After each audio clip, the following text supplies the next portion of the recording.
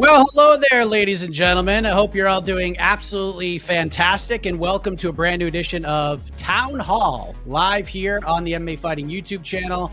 I am Mike Heck. Thank you for being here for this is actually the fourth edition of the Town Hall, and today this is actually the third time we'll be doing this. We're talking all things Professional Fighters League. We're past the midway point of 2025. The PFL has changed some things up in regards to format. We've seen some stars emerge. Other stars have left the PFL this year. A lot has happened. And also, the PFL has a massive card coming up on July 19th. Next Saturday, PFL Africa. The PFL cage makes its way to Cape Town and features the return of Dakota Dvalin, Johnny Eblen, AJ McKee, Corey Anderson, and a whole host of other terrific fighters. So a lot to discuss with this man joining me today. And I have to tell you, from a personal level, this is a gentleman that I've been following for quite some time as a huge fan of the WWE Attitude Era. This individual I've seen do so much in the broadcasting world, from pro wrestling to golf to boxing to MMA coverage. And now he's sort of been positioned as, well, we're going to find out what he's being positioned as. So let us say hello to the man who will be answering your questions today from the PFL, Jonathan Coachman, the coach. There he is. Coach, how are you?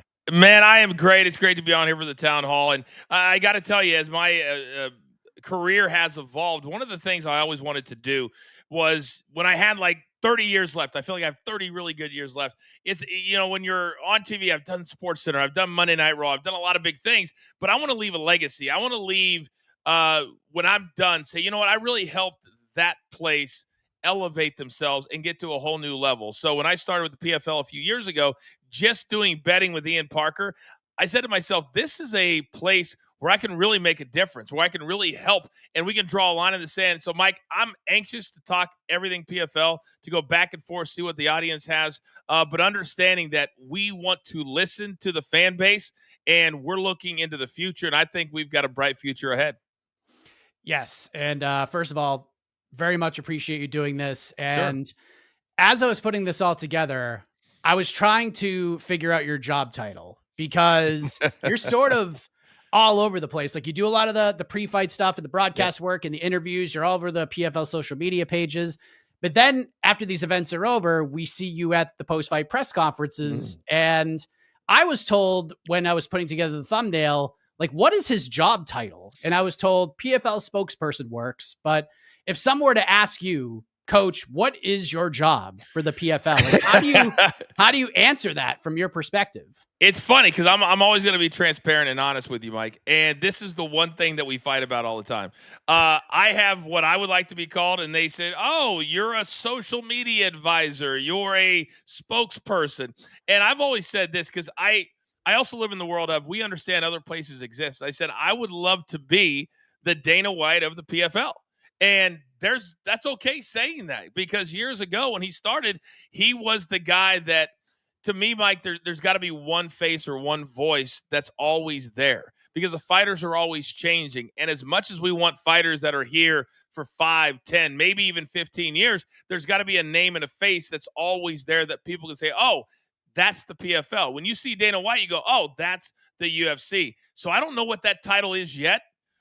We'll go with spokesperson, but the vision I have for what I want to do is just help lift up. We've got so many great people that we brought in. A lot of people from the WWE have come over. I think you've seen how much better our production is digitally on social media. So I would say they like to go with PFL Insider. I'm like, an insider is somebody that works for ESPN or whatever. So call me what you want. Spokesperson is fine, but we'll say from the PFL. How about that?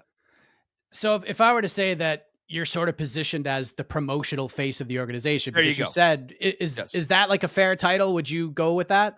100%. It's always going to be me. That's why I do the press conferences, because also we want to start to position, Mike, for people to understand, we understand this is entertainment, and we want to start doing stuff that nobody else has done. I say in meetings all the time, if UFC or BKFC or somebody like that, if they're doing this, that's usually a traditional way. I want to do the opposite. I want to run in the opposite direction, because I want to be different. And you can have, I would love to do storylines within what we're doing. We got a lot of guys from America's Top Team, Hillcliff. You can do gyms against each other. To me, there's a lot of ideas that have never been tried that I want to try moving forward. You're speaking my language, coach. I love that. And, there's a lot going on right now. PFL Africa coming up next weekend. I'm sure going to get a ton of questions about that card from the peeps. But as I said earlier, we're past the midway point of 2025. We've gone through the first 2 rounds of the tournaments, the season championship fights. We're all set for next month with multiple events. And we've seen fighters make some big leaps in terms of popularity and notoriety this year. We saw a lot of big name fighters part ways with the promotions, guys like Patricio Pitbull and Aaron Pico and Patchy Mix and some others. All that sort of weighing on the scale here. How would you personally, and I guess I'll say this realistically, Sure, on the internal goals and also just community reaction that you've seen, how would you grade the first half of 2025 for the PFL? I would say the first half has been an A+, and I'll give you several reasons for that. I was not completely on board with the World Tournament when we announced it, because I've been a part of the last 3 seasons. I really felt like it would take away from the excitement of the fights, because the fighters would approach the fight saying, all I've got to do is win and advance. It's been just the opposite of that. It's been, I want to go in, limit the damage, try to end things as quickly as possible so that I know I only have 6 or 8 weeks until my next fight. And it's 3 fights from April all the way to August. The amount of finishes in our first 4 weeks, 32 fights, we had 21 finishes. Mike, that's a ridiculous 70% finish rate. I don't care where you're starting and stopping. That's unbelievable. But the thing that I've been most surprised with, which is why I tell people all the time, don't read headlines. Most of the time you see a headline on a website or what I call a dirt sheet, and it's usually for a click and not necessarily because it's accurate. And a lot of the early season stuff that we dealt with some of the former fighters who we've said, hey, you're lying about what you're making, because there were some things done during the sale. And so I went on social media, and that's kind of, Mike, when I took this role, and I said, let me handle it. Because normally when you call somebody's bluff, they usually don't have anything to say. And those fighters were like, hey, if you can go get that somewhere else, then go get it somewhere else. But when we're drawing a line in the sand and we have to change how we've always done things, we have a lot of people that believe in this. Young fighters that buy into themselves. I've met with a lot of the names that have won already. I said, listen, if you're successful and you buy into your own brand, we will push you to the moon. So, Mike, have you not seen a Dalton, a Thad Gene? I could throw a couple more names out at you that you've seen on their social media. Boom, boom, boom. And then you see our social media, then take them. We have weekly segments, Coach's Corner. We have Coach's Conversations. We have an incredible digital team. We have over 1 million followers on X and on our YouTube page. We have to use those platforms to our advantage, which we've never done before. So all that being said, I'd say it's an A+ with where we were and where we are right now in July. Yeah, I think one of the big things is, and I know other analysts and people who cover the sport have said the same thing, is like, what is PFL's identity? They're trying to figure it out. And you guys, I think it's pretty fair to say you want to avoid being UFC light, because I think that was sort of the problem that Bellator had, was outside of the Grand Prix tournaments that they would do, there was nothing that was really differentiating themselves from this. And the old season format was very confusing to a lot of people. So I think obviously shifting over to more of a tournament format, more of the Grand Prix format, it just made things a lot more exciting. I think the broadcasting and, the delay between fights, I think a lot of that has improved as well. And like you said earlier, some of these UFC cards are slogs. Like, they're just really sloggy right now. And you guys, to your credit and to the fighters' credits, we're seeing some fun cards. Like, these world tournament cards have been really fun to watch. My one knock, and I know it's not really PFL's fault, we got to stop at the 11 p.m. main card start time. All right. Well, let me start right there. Mike, let me ask you a question. If you have the ability to, because we're growing, and this is what I tell people all the time, we've been around for 7 years. Okay. If this was UFC after 7 years in 2008, would they have gotten 7:00 start times on ESPN? When you're negotiating these deals, there are TV windows. They can give you an 8:00 window on ESPN Plus, or you take an 11:00 window on ESPN. Well, you're going to take that ESPN because it's in so many more homes. When you sit in your living room, you turn on, ESPN comes on. ESPN Plus, you got to get on your iPad and you got to look it up here. And it's just a far smaller audience. So I agree with you. I would love to have an 8 o'clock start every single time. But as we grow in a year or two and we negotiate new TV deals and hopefully we stay on ESPN, that's going to be a possibility. But right now, to have all of our fights on ESPN or ESPN2, that's a big deal no matter the time. So that would be my answer to that, because that's just what they offer. And that, I think that will change with the popularity of what we're doing. And I love that you say UFC light, because we've been in a lot of meetings and I tell the fighters this, and I tell the people that are working at PFL, we don't want to be the organization that simply signs former big names. We want to be the organization that builds our own big names. A Dalton Rasta, a Thad Gene. If you get them when they're 21 or 22, and all of a sudden they start to win, and it doesn't even have to be a perfect record. Give me some bangers. If Thad Gene would have lost to Jason Jackson, would that have hurt his career? No, because it was a super close razor fight. I say all the time, you can win when you lose. You can also lose when you win. You got to be exciting. And that's the one thing that when I'm sitting down with these fighters the week of the fights, I tell them, and I'll be honest with you, it helps. My history helps. A lot of these guys are pro wrestling fans. So when they walk in the room, we're just chatting it up before we do our interviews. That kind of breaks the ice. So then I can tell them, listen, based off of my expertise in the world of wrestling, where it's promotion, Mike, this is the prize fight game. And if you're a fighter and you want to make $500,000 a fight or $1 million a fight, you've got to earn that. You've got to become a person, a fighter that people want to tune in to see. That doesn't happen on Fight 3 or Fight 4. And that's what we were trying to explain to some of these Bellator fighters that put up a false narrative based off of the number that was in front of them that wasn't accurate. And we're trying to change and get back to where the salaries are in compliance with where they are in their careers. Thad Gene could make millions in his career, but we want to make that here. Dalton could make millions in his career. We want him to make that here. And the other part of our identity to make ourselves different is to create the Champions League of MMA. I'm a big soccer guy. And there are great teams all around the world, not just in the United States. So it's not going to happen overnight, but over the course of the next 3 to 5 years, we'll have the entire landscape set up. So if you win the world tournament, you become a number one contender of a Champion Series champion. And then as we add events around the world, eventually you've got 8 of the biggest stars from all of these different PFLs. They come together, have their own little mini tournament. That's the future of what we're doing that nobody else is. And that's fine. We're focused on our highway, Mike. We're not focused on anybody else.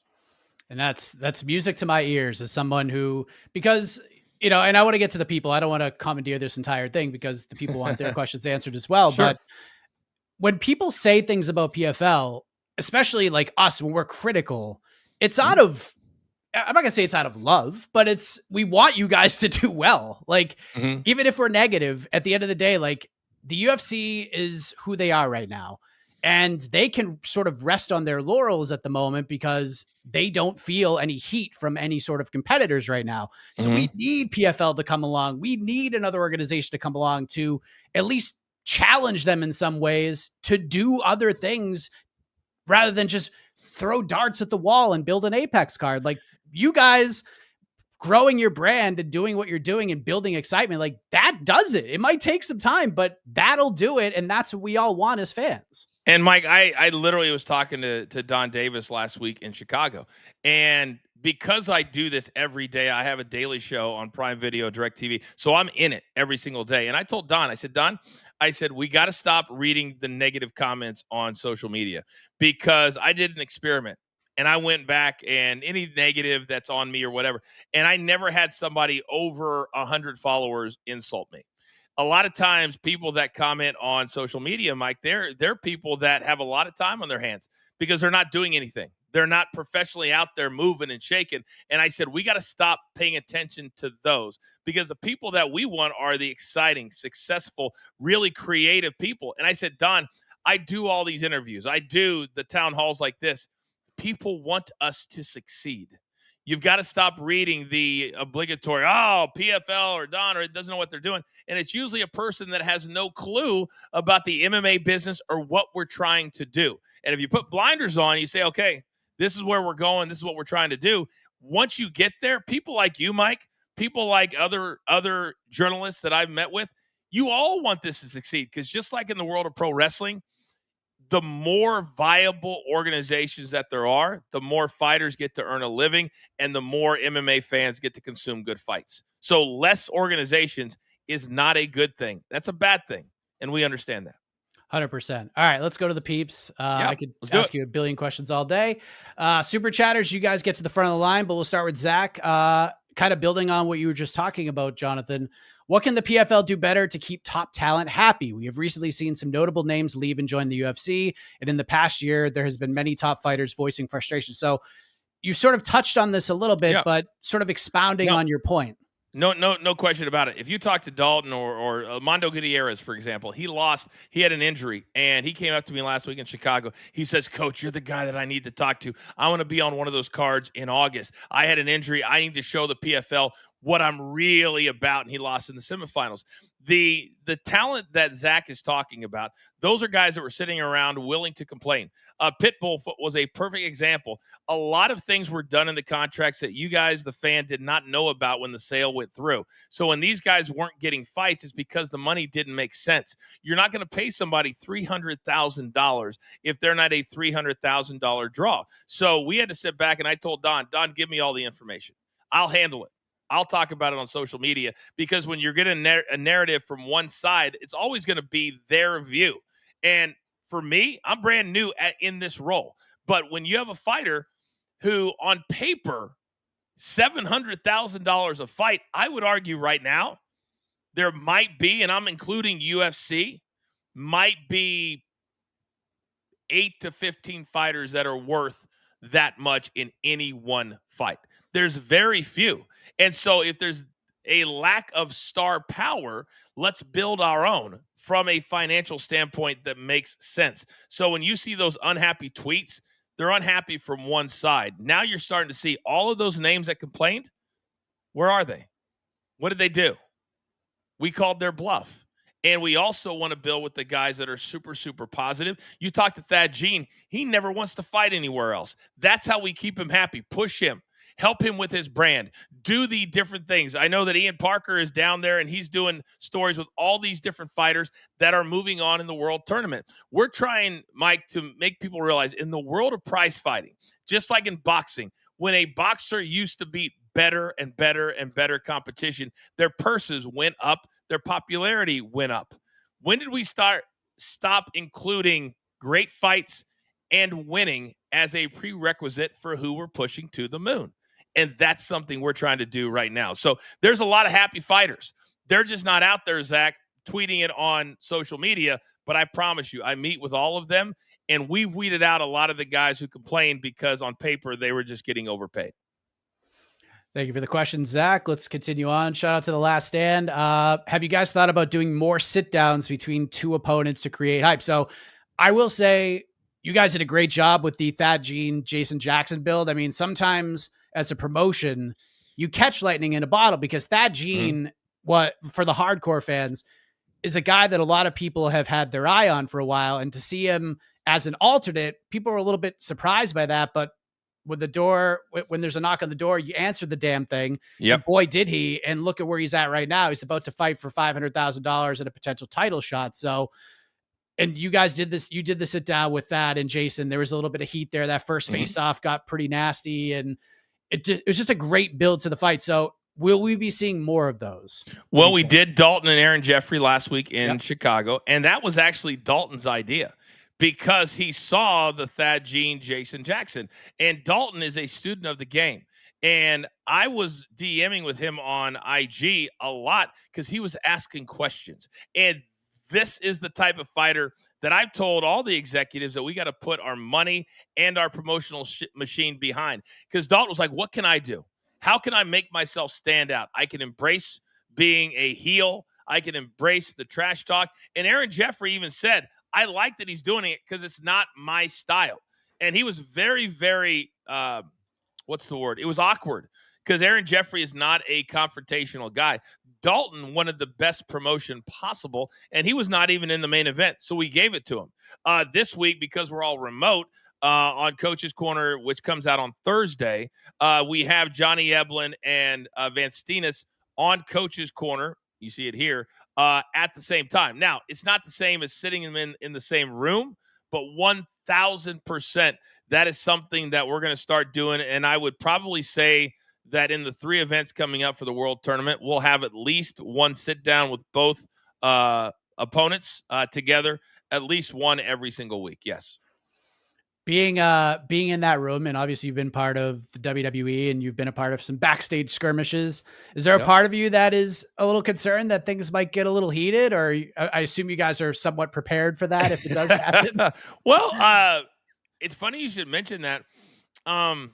When we used to do it in WWE, it's because I did a lot of those, and there were a lot of guys that legitimately did not like each other. Because where you're positioned is how much money you made. This is similar.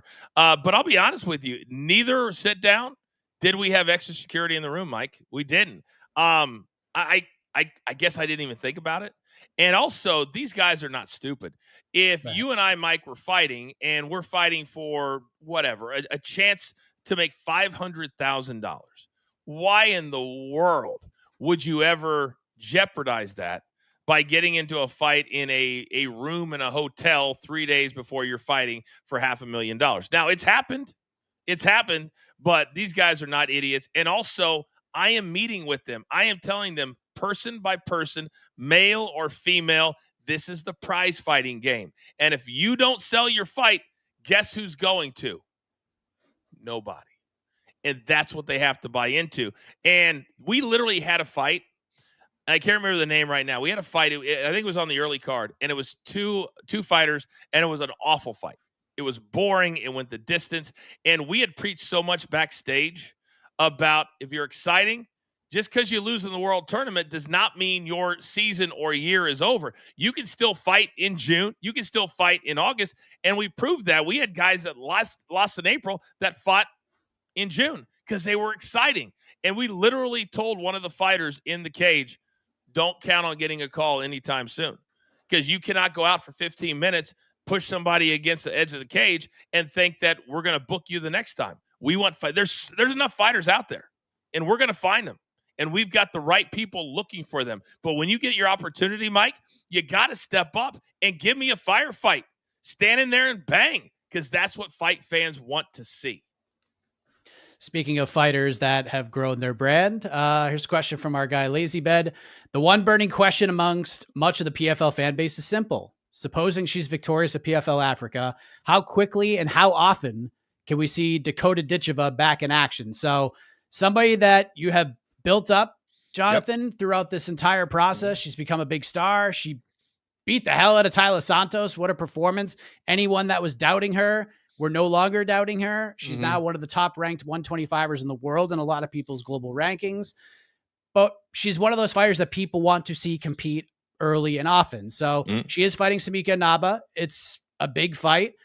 But if she goes out and wins, how quickly do you hope she can turn around? I mean, injuries can happen, but if all works out great, perfect world scenario, how do we handle Dakota with the win?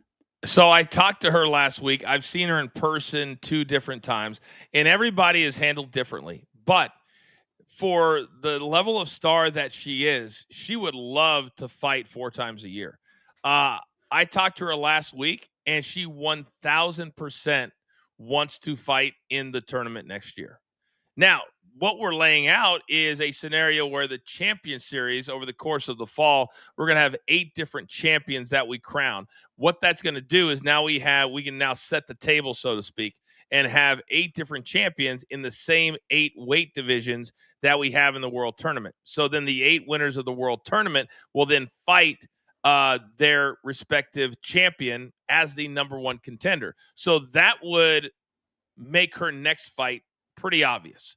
That before the end of the year, we would hope to get her in the smart cage, because the world tournament is in August. So that'd be plenty of time for her fighting at the end of July to fight in November and or December. Whether or not the fighter ops, I can't speak for them, are going to put her into the world tournament. My thought process is, if you have a big star and they want to do something that's within the financial realm of what we're doing, why not let her do it?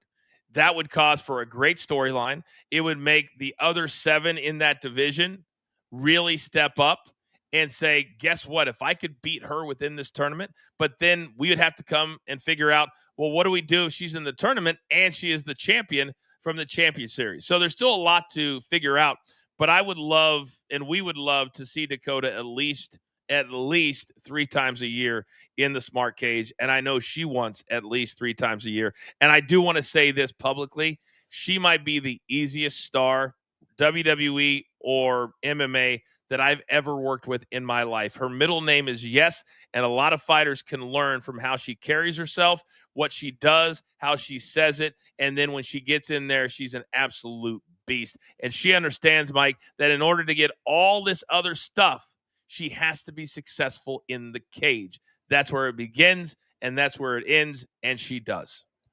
Any comparisons from a WWE perspective, like someone who's a rising star that was obviously not as easy as Dakota to work with, but somewhat similar that maybe she reminds you of from your WWE days? You know who she kind of reminds me of, because she's into fashion, and from a looks perspective, it's a little bit different, because she loves to, she does a lot of fashion photo shoots, and most fighters are not fashion plates. I'm not saying it very well, but Trish Stratus kind of reminds me. And Trish and I started one day apart, 20 some odd years ago, and she became a fitness model who became legitimate in the WWE ring because she was tough. And I think sometimes when you look at somebody and go, oh, they love clothes, they love to dress up, they love to wear heels, they can't be a killer. She is a killer in the cage. So I would say that that's probably the comparison, or a Charlotte Flair in more recent times, because no matter what somebody says to her, we saw her in the tournament. Every time something came out, Mike, what was it? Well, we don't like her because, or she's this. And what does she do every time?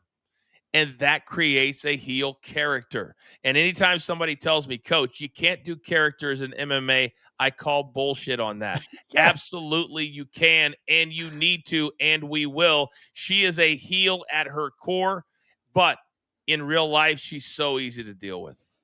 Yeah. People who don't think that there's roots of pro wrestling and MMA are absolutely insane. I've been saying this for forever. It's just the way that is. Lazy Bed is back with another question. I think it's a popular one that I get on multiple shows. If we're to address the elephant in the room, there seems to be a common theme amongst the fan base of, quote, I didn't know there was even PFL on this week. How do we change that going forward? Now, obviously you guys are doing a lot on social media, so you're trying, but what's sort of the long-term plan here?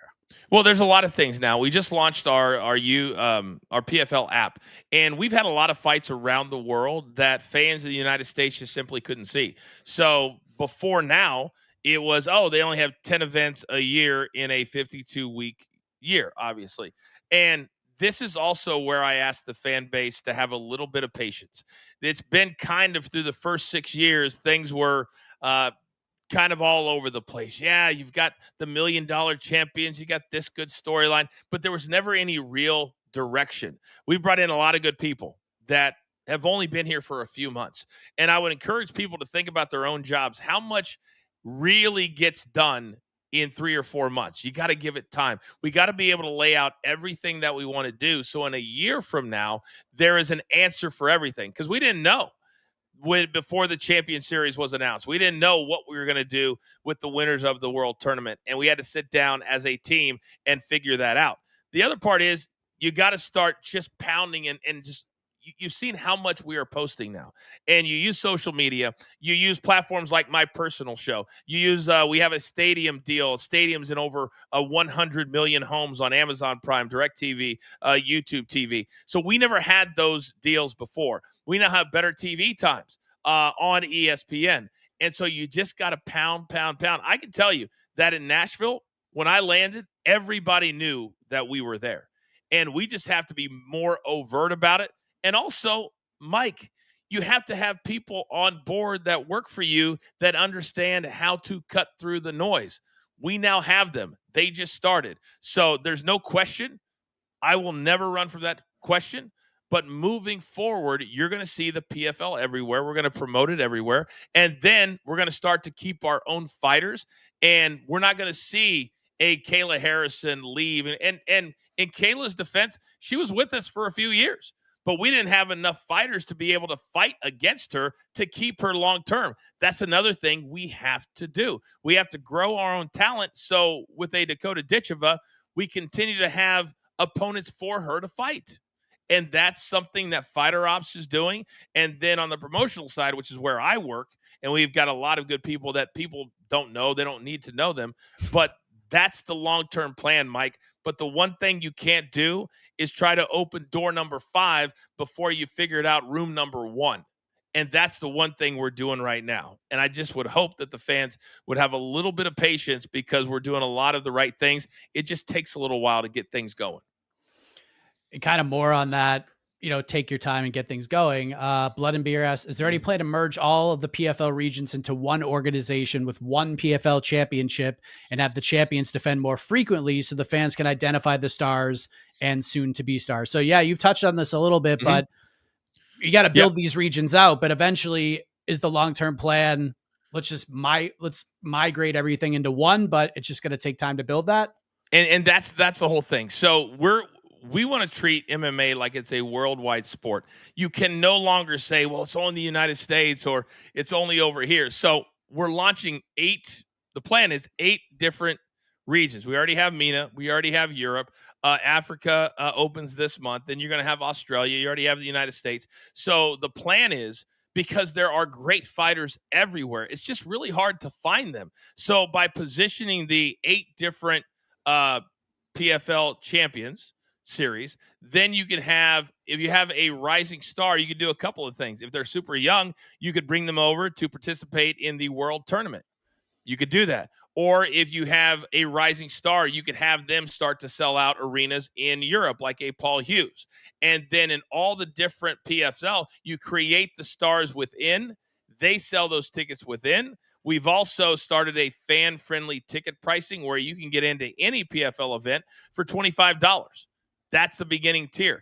And I think so many times when you work for a company, you listen to the outside noise and they say, wow, UFC, they made this month at an event. Did they in 2002? And that's what I talk about, saying stop with the outside noise.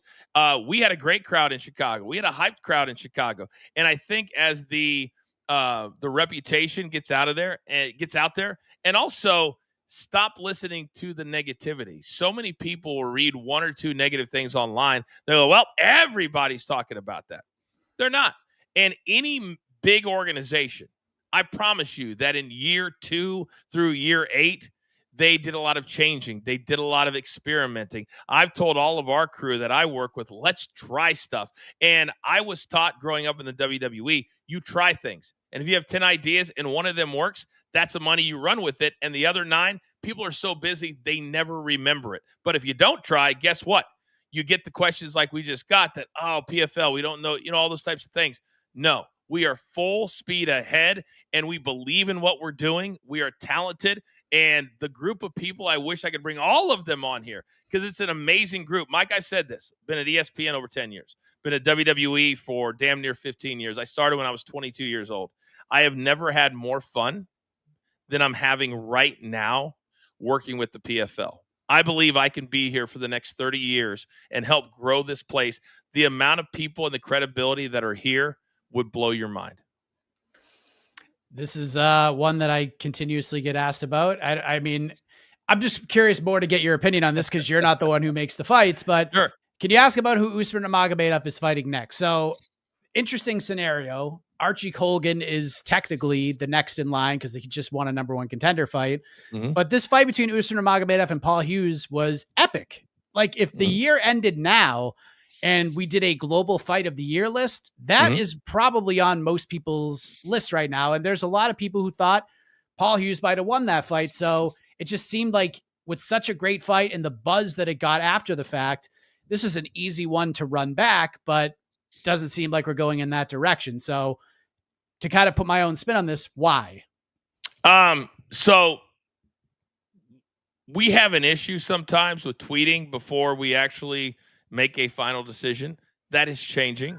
I got asked this question a couple weeks ago, and I said, ignore that tweet. That's it. That's as simple as I can make it.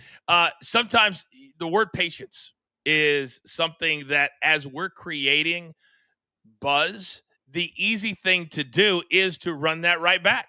It is. But you could also have him face somebody else. You could have Paul Hughes chase him for a little bit. I'm talking storylines.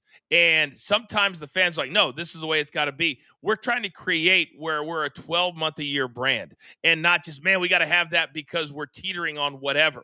And to me, obviously, he's the number one guy. Paul Hughes wants another shot at him. Paul Hughes just had a big-time knockout. So how fast do you want it? If this was the UFC and it was Conor McGregor against Poirier for the third time, that spread out over years. But yet we never talk about that, do we? We talk about this because they're the only two stars that we have. That's what I'm talking about building. Because remember, Mike, UFC from 02 to 08, you had some stars and they had to be grown and they had to have fights. You never had John Jones was not a star after one fight, was he? Was he a star after 5 fights?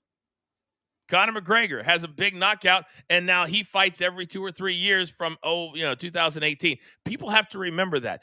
In prize fighting, you've got to build up your stars so that the next time they fight, it's magical. Also, not a lot of people saw that fight because we didn't have the app then. We didn't have an international television partner for the United States. That's something that people need to remember. So now that we've developed the app, which costs millions of dollars to do, to be able to run live fights on it, to run all of the PFLs around the world, well, now it's almost like we're starting from scratch. So, Mike, I know everybody wants to see this fight right now, but to me, the build could last another 6 months, and you could have this fight at the start of next year. And I'm not saying that we're not going to get it this year. I'm not saying that. But what I'm saying is have a little bit of patience because there could be really good fights for either guy. And I also don't subscribe to the, well, if one of them loses, well, great. Whoever beats that one, now you've got an even better story, don't you, Mike? Well, this guy beat Usman or this guy beat Paul Hughes. So now you have, so to me, it doesn't hurt either guy, but you can also now have an opportunity to build storylines with both guys. That's the whole point. I mean, look, when the UFC put Israel Adesanya in there with Sean Strickland and said Dricus du Plessis, we were like, why? Why did they just go right to DDP? And then Sean Strickland won the belt. DDP beat Sean Strickland, and then they fight. But Great now example. Izzy is chasing DDP this time, and it goes Great full example. circle in a different way. Great example. Yeah. It doesn't always have to be. And this is where I tell people, stop reading the internet as gospel. And try to have some patience and enjoy the ride because the ride, Mike, can be as much fun as the actual fights themselves. So this is one of the confusing things. And when I had Don Davis on and asked him about this, I didn't get a ton of clarity on it. Yes. Okay. Yeah. So the Bellator titles will be phased out because I know he was like, well, if he loses the title, then that person becomes the PFL champion. So we're done with the Bellator belts. We're done with the Bellator belts. That's why we're going to have over the course of the next 6 months, there's going to be several Champion Series events. At each event, we will crown a champion in 8 different categories, the same divisions we have in the World Tournament. They will then become our world champions, and the winners of the World Tournament will be the number 1 contenders in that weight division, and then we will move on from there. We will, at some point in the next 4 to 8 months, have rankings within the PFL. So now instead of just saying, well, this guy should fight this guy or this girl fights this girl, you can say, all right, number 3. And these will be based off of, and this is why we're bringing in certain people that, Mike, you don't even know about yet, but you'll see them over the course of the next 3 to 6 months. And then they'll have really smart backgrounds, credibility, and then we'll have, say, number 3 against number 6 or number 4 against number 7. But to create rankings like that, you've got to have more fights and just more data. And that's where the patience comes in. We're building an organization worldwide that needs to have incredible data to make all this stuff happen. And I think the community appreciates that. And I saw some comments saying, look, you don't need to run things back right away as well. I'm kind of agreeing with you on that sentiment. Let's see what else we got. So obviously the UFC is diving into Brazilian jiu-jitsu and they're doing a bunch of different things. To your knowledge, would PFL consider adding a Muay Thai or kickboxing sort of separation, if you will, or grappling matches such as ONE FC to open up opportunities for more talent? 1,000%. I myself have had in the last 2 months or month ago, meetings with a Muay Thai company. I can't tell you who it is or where they're located, but they are already moderately successful, because the one thing that we've talked about is what the UFC did with Fight Pass was really, really smart. You start to throw in other organizations that are, smaller, and you never know when you're going to find a star out of that. So it's a great way to really do some, I guess, not just recruiting, but scouting. And then you can have more and more, because there's a lot of people that love Muay Thai. There's a lot of people that love kickboxing. My boy Todd Grisham, best friend in the world. He was, he's literally like a brother to me. He's called Glory forever.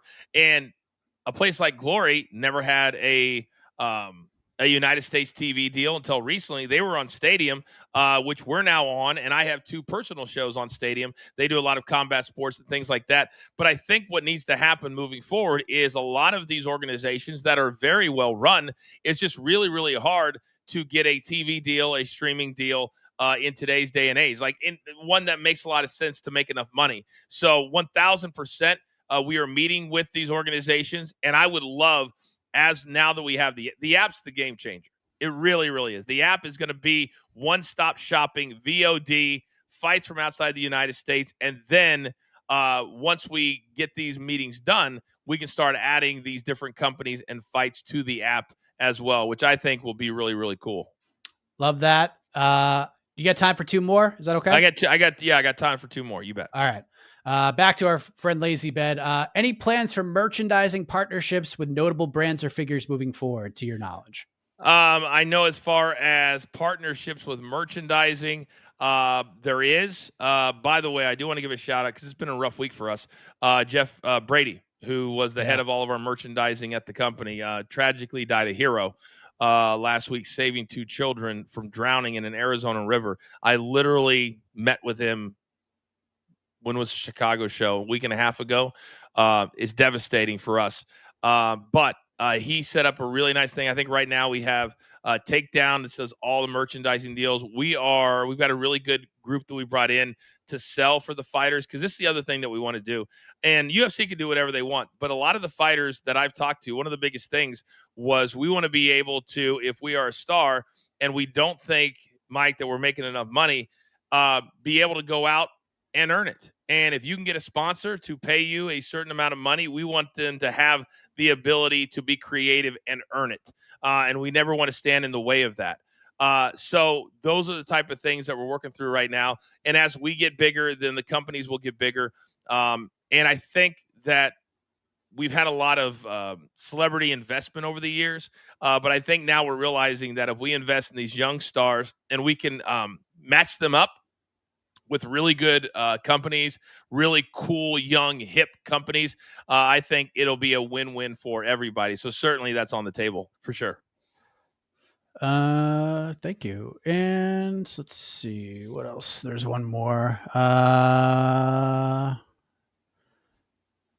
Can't find it, but I know you have a heart out, so I'm just gonna ask you straight up. What's going on with Big Franny? What's going on with Francis Agado? Because He's part of the organization. We don't know what the hell's going on. If I talk to his coaches, it's like he might box, he might do MMA. No one knows anything. So maybe you know something. I'm not really sure, but what's going on with Francis? I can tell you this, and this is what people need to understand, that when you do these different types of deals, Francis is very, very expensive.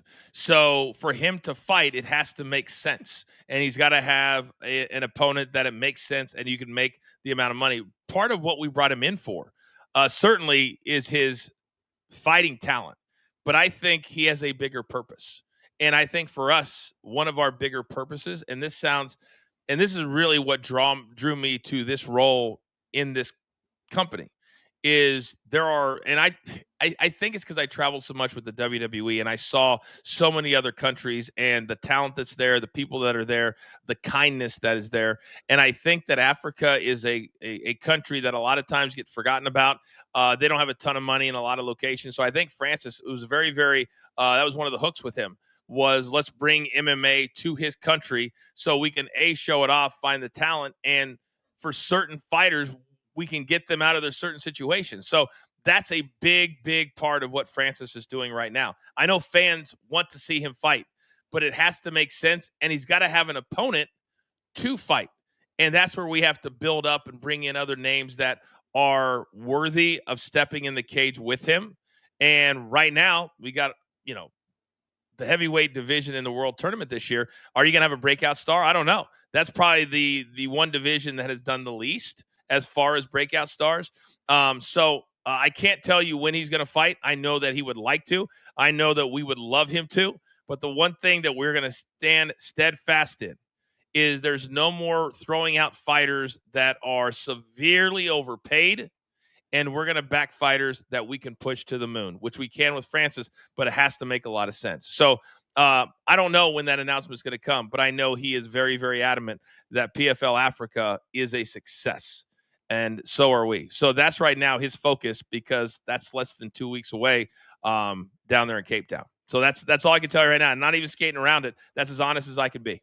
So we're not going to see, to make a comparison, no Undertaker versus Barry Horowitz is happening in the PFL Smart Cage. That's a great announcement. No, that will never happen. It will never. We're not going to do that with anybody. Not going to do it with anybody. It's a new day, a new way of booking, and I hope the fans like it. And I hope instead of just fans blindly going to your phone and going, oh, let me just insult them, stop for a second, think for a second, and I think you'll have a really good positive answer to what would have been a negative tweet, and then support. I love supporting brands that are positive, that are actively trying to be better, because, Mike, we only go around at this one time. And one thing we've learned here in the PFL, as I just mentioned, you never know when that time is going to come, and you're not going to have any more days to do this. So for my role in this company right now, I love doing shit like this with you, because we can grow this and we can all help each other. It's already hard enough in this MMA space, isn't it? It's hard enough. So why would we tear each other down? So we're not going to do that. And hopefully in the next 3 to 5 years, you and I can do many town halls. And in 5 years, we can say, man, remember in 2025 when we talked in July where we were and where we were now? That's how I look at all of this. So days like today, they matter to me. So this is really, really important. So thank you. Yeah, of course. And thank you for doing this. I know you get a bit of a time crunch, and hopefully we could do this again, like you said, over the next several years. We had Don on a couple of times, and it was great to get your perspective. It's just great actually talking to you, especially after watching you on TV for so many years, Jonathan. I really appreciate it. Any final thoughts before we send you on your way? Well, I can tell you this. Anytime you want to do this, I'm only a phone call away. That is changing as well. We want to be transparent. We want to be right in front of you. I think you've seen. We'll answer any questions. I think you can tell the audience, I didn't tell you that anything was off limits today, because those days are over. If we don't have an answer, I'm going to tell you that. But understand that we want to build this into arguably the biggest MMA company in the world, so that fighters from around the world can entertain around the world, and fans right here in the United States can also enjoy the best fighting and the most aggressive fighting in the world. That's our job. That's our duty. We take it seriously. We appreciate the support from people like yourselves, because you don't have to do this, and we understand that. But I'm so glad that you do. And so anytime you want me on, I'm only a phone call away. We appreciate that. The great Jonathan Coachman, everybody. I am Mike Heck. That is it for this episode of Town Hall. Make sure you check out PFL Africa July 19th. It's going to be a big event. It's going to be a big day for the sport of mixed martial arts. So get some sleep on Friday, July 18th. Wake up nice and early. Get ready for PFL Africa. And then it's just a whole day of mixed martial arts action. So thank you all very much. We'll see you next time. We're out of here.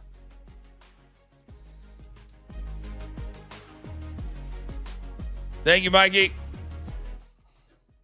Thank you, brother. Appreciate you.